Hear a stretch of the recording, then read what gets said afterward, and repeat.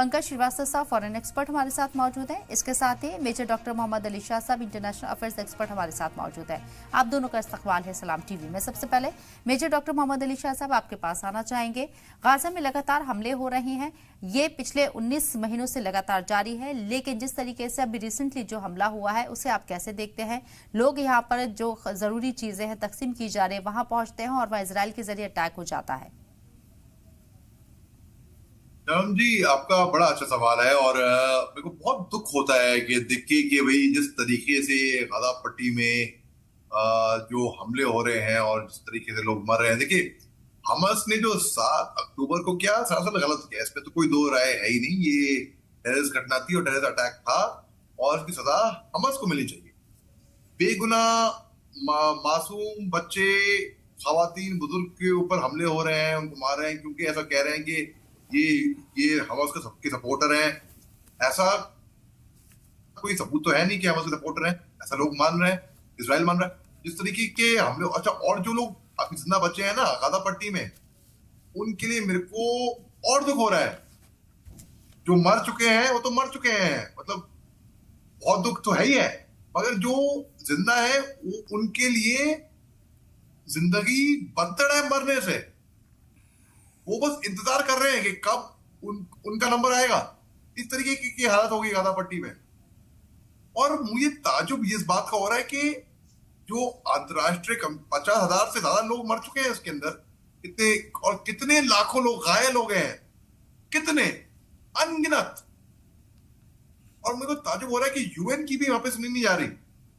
UN के add देने, खाना पीने के लिए, दवाइयों के लिए अगर कोई जाता है तो उनकी गाड़ी महफूज नहीं है वहां पर। अभी मेरी फेसबुक पे 2 दिन पहले चैटिंग हो रही थी, एक हिंदुस्तानी नागरिक वहां पर गए थे यूएन के तौर पे एड देने के लिए, उनके 7 कलीग्स मारे गए, वो बच गए।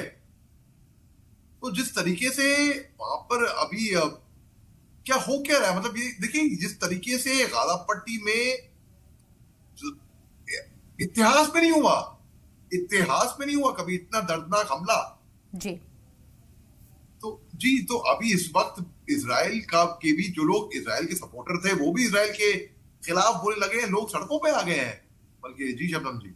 बिल्कुल। जब मोहम्मद अली शाह साहब, मेरा सवाल आपसे है, आपको लगता है कि इजराइल किसी का प्रश्न मानेगा? हम देखते हैं इंटरनेशनल बरादरी लगातार इजराइल की मजम्मत करती रही है। यूरोपियन कंट्रीज का अगर मैं जिक्र करूं, फ्रांस, ब्रिटेन, कनाडा के जरिए काफी सख्त तनकीद का निशाना बनाया गया इजराइल को, लेकिन इजराइल ने उन्हें भी आईना दिखाया। यानी कि इजराइल किसी की सुनेगा नहीं। अमेरिका बार बार कह चुका है, कई मरतबा कह चुका है इजराइल को कि अब बहुत हुआ या ये चीजें बंद होनी चाहिए, लेकिन इजराइल नहीं मान रहा है। देखिए, जो हाथी होते हैं उनके दांत होते हैं, वो दिखाने के लिए अलग दांत होते हैं, खाने के लिए दांत उनके अलग होते हैं। तो आप ऊपर से दिखावा कुछ भी कर सकते हैं। अमेरिका काफी टाइम से कह तो रहा है इजराइल को कि बंद करो।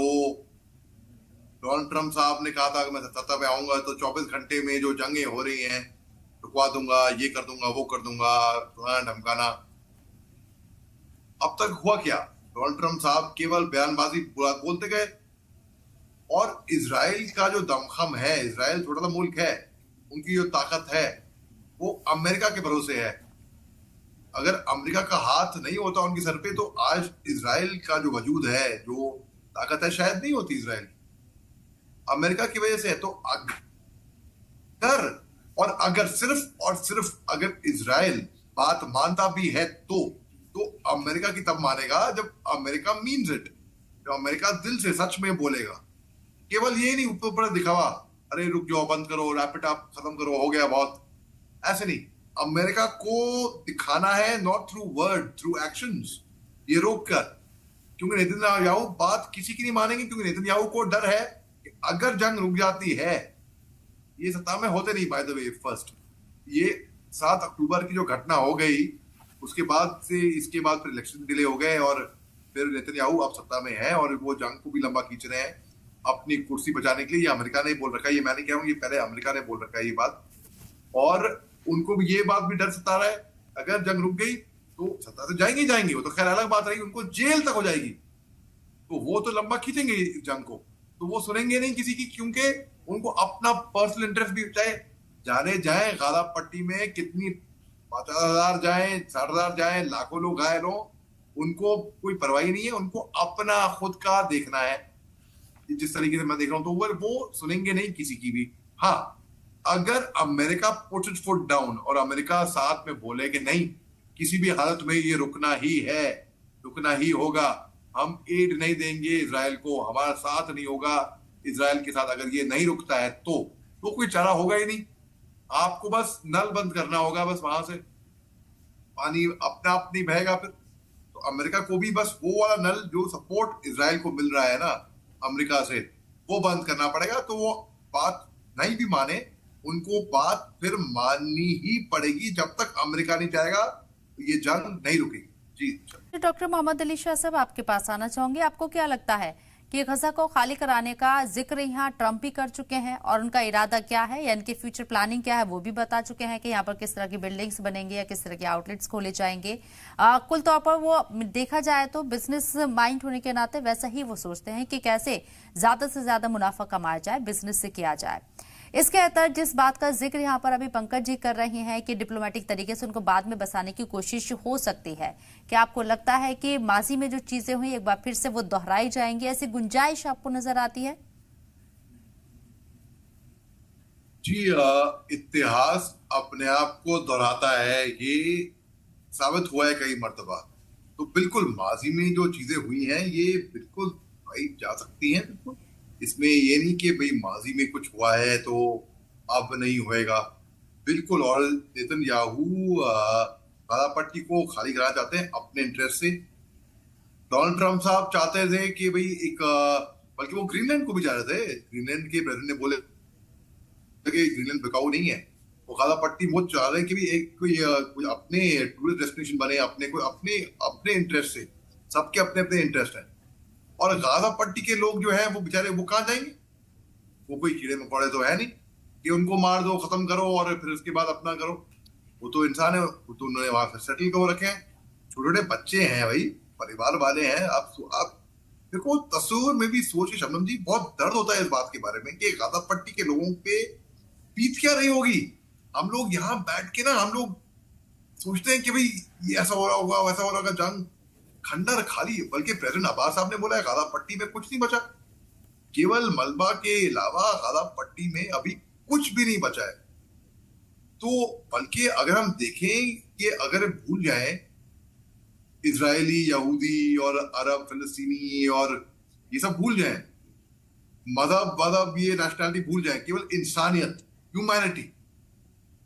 हमास ने जो किया, मैं बार बार दोहरा रहा हूं कि बहुत ज्यादा गलत किया और सदा हमास को जहां पे 40,000 से ज्यादा लड़ाके थे मिलनी चाहिए। इसमें तो कोई मेरे को शक है ही नहीं इसके बारे में। और हमास को जो बंधक हमास ने लिए थे वो जल्द से जल्द छोड़ने चाहिए, क्योंकि हमास के पास चारा क्या है? आगे खाई पीछे कुआ, कोई चॉइस है ही नहीं। और वो बातचीत तभी कर पाएगा, आप नेगोशिएट तभी कर पाओगे, आप बार्गेन तभी कर पाओगे जब आप उसकी पोजीशन में होगे। हमास अभी उस पोजीशन में नहीं है। उनकी इज्जत की वजह से कितने रोजाना बेगुनाहों की जान जा रही है। और सीज फायर होता भी है, अगर फर्ज करो 60 दिन का सीज फायर होता है, तो उसके बाद फिर हमास के ऊपर हमले, हमास को ये डर सता रहा है कि फिर हमले फिर शुरू हो जाएंगे। वो एक परमानेंट सीज फायर चाह रहा है। ये बात जायज है, मैं मानता हूं, और ये जेन्युइन है और होना भी चाहिए परमानेंट सीज फायर भी। लेकिन तरीका हमास को लग रहा है कि भाई अब हम बंधक को, आप देखिए तकरीबन 200 बंधक, तकरीबन मोटे मोटे तौर पर बता रहा हूं मैं आपको, उनके लिए जंग शुरू हुई। ये क्या कहां का इंसाफ है? 200 बंधक के लिए जंग शुरू हुई, 50,000 से ज्यादा लोग मार दिए गए। इसराइल के अंदर भी कितने लोग मार दिए गए, दोनों तरफ से खत्म हुए। ज्यादातर नुकसान हुआ है, मैं मानता हूं गाजा पट्टी का हुआ है, लेकिन जंग के टाइम में नुकसान दोनों का होता है। इकोनॉमी दोनों की जाती है पीछे, लोग दोनों के मरते हैं, नुकसान दोनों का होता है। एक का ज्यादा होएगा, एक का कम होएगा, और होएगा दोनों का।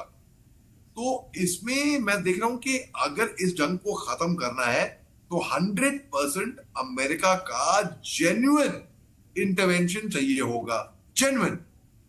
नेतन्याहू कभी नहीं उनके इंटरेस्ट में पड़ता ही नहीं कि जंग रुक जाए बिल्कुल भी। तो इसको मैं ऐसे देख रहा हूं कि अगर ग्लोबल कम्युनिटी बेचारी, सब लोग बोल चुके हैं, सब लोग इजराइल के ऊपर से बोल चुके हैं, इजराइल के खिलाफ बोल चुके हैं। एक कुछ महीने पहले एक अमेरिकन एयरमैन था जो इजरायली एम्बेसी के बाहर अपने आप को, यंग लड़का, उसने अपने आप को आग पे लगा दिया। तरीका गलत था बिल्कुल, कोई ना करे ऐसा, लेकिन उसकी जो प्रोटेस्ट, उसकी जो इंटेंशन थी, उसने कहा था कि वो बहुत कंप्लेसेंट हुआ है जो जेनोसाइड हुआ है गाजा पट्टी में, ऐसा बोला। ये कोई सही बात नहीं। ह्यूमैनिटी, इंसानियत सफर करती है। फिर वो लाइनें है ना, देख के तेरे संसार की हालत क्या हो गई भगवान, कितना बदल गया इंसान, कितना बदल गया इंसान। सूरज ना बदला, चांद ना बदला, ना बदला आसमान, कितना बदल गया इंसान, कितना बदल गया इंसान। तो इसमें अमेरिका का इंटरवेंशन फॉरमोस्ट, तत्काल, जेन्युइन तरीके से जी। होना चाहिए, मैं ऐसा सोचता हूँ। बहरहाल ये जंग फिलहाल रुकती हुई नजर नहीं आ रही है और जंगबंदी के लिए जो तजवीज गई थी उस पर भी किसी तरह का कोई अभी रद्द-बदल सामने नहीं आया। ये कहें कि कोई जमीनी हकीकत सामने नहीं आ रही कि सीज फायर होगा, जंग रुकेगी। बहुत बहुत शुक्रिया आप खास मेहमानों का हमारे साथ जुड़ने के लिए, अपना कीमती वक्त देने के लिए।